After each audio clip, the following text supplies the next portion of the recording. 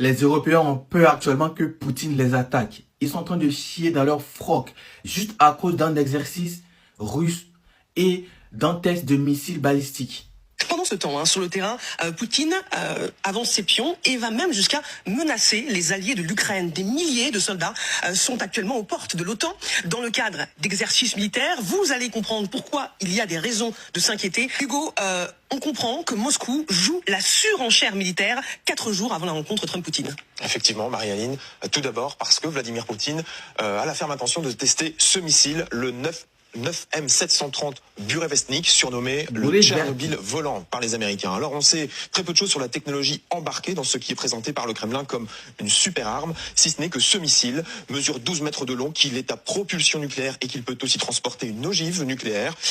Les Russes lui vantent aussi une portée illimitée, capable même de contourner les systèmes de défense antimissile. Eh bien, un faisceau d'indices laisse croire que des tests vont bien avoir lieu, notamment la fermeture de l'espace aérien à l'extrême nord de la Russie, où les essais de grande envergure sont généralement effectués, ainsi que le déplacement de plusieurs navires stratégiques. Ensuite, Vladimir Poutine n'a pas l'air de vouloir reporter les exercices militaires géants qui se tiendront dans un mois chez son voisin biélorusse. Des manœuvres appelées Zapad, ce qui signifie Ouest en russe, mobiliseront jusqu'à 200 000 soldats russes et biélorusses aux frontières de l'OTAN. Ces mouvements de troupes sont redoutés par certains comme une répétition avant un nouvel acte de guerre. Rappelez-vous, l'un de ces exercices, Zapad, donc, s'était tenu quelques jours avant l'invasion de l'Ukraine. En vrai, moi, ce qui m'étonne, c'est pas la partie du Burevestnik qui est un test habituel quand ils ont un nouveau missile. Ils sont obligés de tester en quoi ça menace l'Europe. Ils se préparent à une possible guerre, à une possible attaque. Point final. Je vois pas la menace de l'Europe. Donc, accusation sans fondement. Là où je vais passer plus de temps, c'est l'opération Zapad, qui veut dire l'Ouest. Zapad, c'est une opération annuelle qui se fait depuis un moment. Chaque année, ils font l'opération conjointe avec les Biélorusses. Donc, je ne vois pas encore la menace. Eux, ils trouvent que c'est une menace parce que cette fois-ci, c'est 200 000 soldats. Premier indice qui les fait... Premier indice qui les fait trembler. Et deuxième indice, c'est que c'est lors de ce genre d'opération Zapad en 2022 que la Russie a envahi l'Ukraine. Du coup, ils se disent, est-ce qu'on sera les prochains Ukrainiens? Est-ce qu'ils vont profiter de cette opération pour envahir l'Est de l'Ukraine? Elle est où la menace? Elle est où la menace? La Russie n'a pas mis les pieds sur le sol otanien. Elle est où la menace? Elle est dit, avant les négociations, Poutine devient agressif et tout.